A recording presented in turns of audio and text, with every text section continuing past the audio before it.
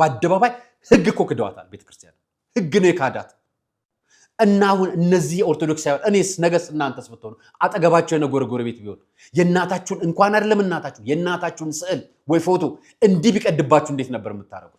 ይሄ ነው የሚያንገበግበኝ ነው። እንዴት ብለን እንንገራችሁ ማለት እንዴት አድርገን እናውጣላችሁ? በመጀመሪያ በሽተኛ ሰው ነው ይሄንን የሚያደርገው። ልጅቷም በሽተኛ ናት። ስለዚህ ምን ማድረግ አለብን? አንደኛ ልንጸልይላት ይገባል።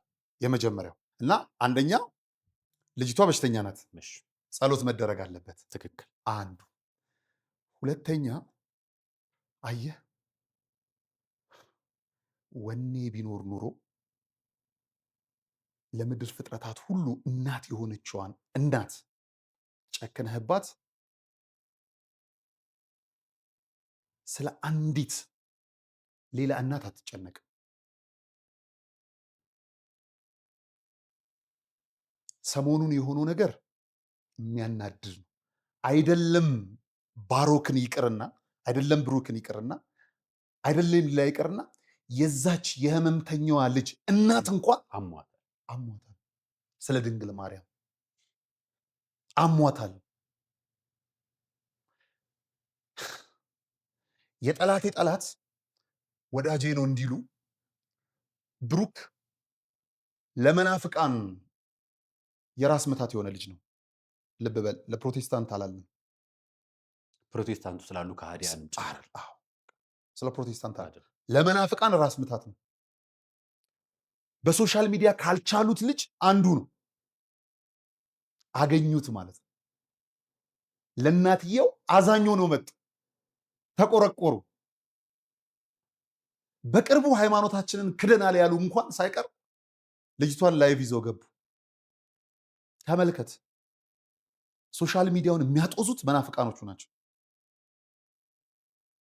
እውነተኛ ፕሮቴስታንቶች ልጅቷ ያደረገችውን ድርጊት ተቃውመዋል። ስህተት ነው ብለዋል። ፕሮቴስታንቶቹ በህግ ትጠየቅ ብለው ከእውነት ጎን ቆመዋል። መናፍቃኑስ ነገሩ ሌላ። ሊበሏት ያሰቧትን አሞራ ጅግራንሽ ነው ምናምን ነገር ይሏታል። ሊያሳስሩት የፈለጉትን ልጅ ቀድሞም ማለት ነው በሌላ ጌጥ ወንጀለኛ ነው ብለውታል። ይሄ ልጅ ቅድም ልክ እንዳልኩ ተፈቶ አያውቅም። መስቀል ቢመጣ በሰበብ እስር ቤት ነው። ጥምቀት ቢመጣ እስር ቤት ነው። የሲኖዶስ ጉባኤ ሲመጣ እስር ቤት ነው።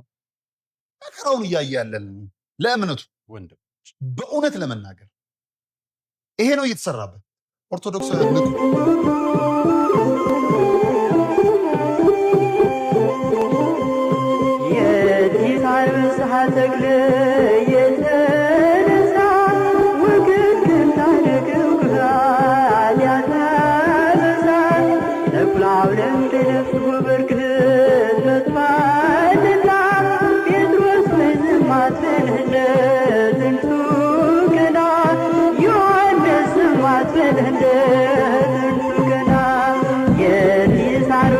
Thank you.